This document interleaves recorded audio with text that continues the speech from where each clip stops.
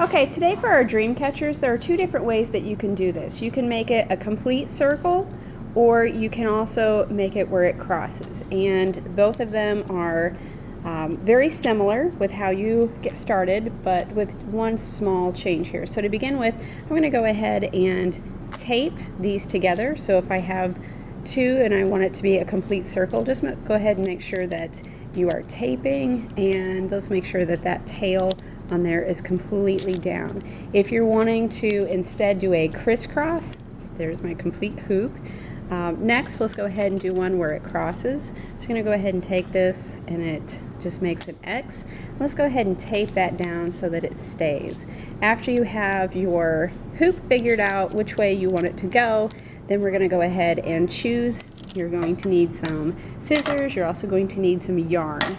And you can use more than one color of yarn, but to begin with today, I'm going to go ahead and start with my blue, and I'm going to take 2 arm spans. So I'm going to stretch my arms out completely all the way out and make my 2 arm spans, and then cut off what I need here. So I know you can't see that on the camera, but that's all I did. After I have my strings, now what I'm going to do is I'm going to go ahead and double them over so that they meet together at the ends. Now I'm going to go ahead and take that around my hoop, and I'm going to go ahead and take it down to the end so that it stays and it's not going all over the place. I'm going to go ahead and make a double knot.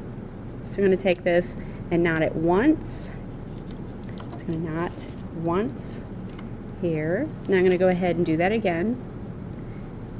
After you have that finished, we're going to go ahead and start the wrapping portion of it. So whenever I start wrapping this, I'm going to take both strings, and it just needs to go around. If you have the ones where you're crossing it, instead of continuing to go around and cover, you're going to need to take that here so that last end is still visible. Now let's go ahead and talk about what happens whenever you run out of yarn, because at some point you are.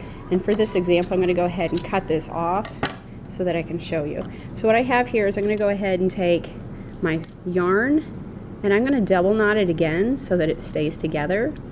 And through that, here's my double knot, you'll see that I have some extra right there.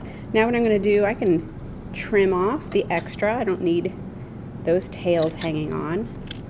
After I have that trimmed off, you're going to go ahead and take your 2 arm spans of yarn again, and at this time you can go ahead and take the same arm span, or you can make it different. Now I'm going to go ahead and take the end of it, take it through that loop, make it meet. Once again, this is my example, so I don't have the 2 arm spans, but those are interlocking now. Now I'm ready to go ahead and continue with the wrapping. This wrapping needs to continue around the entire length of the hoop.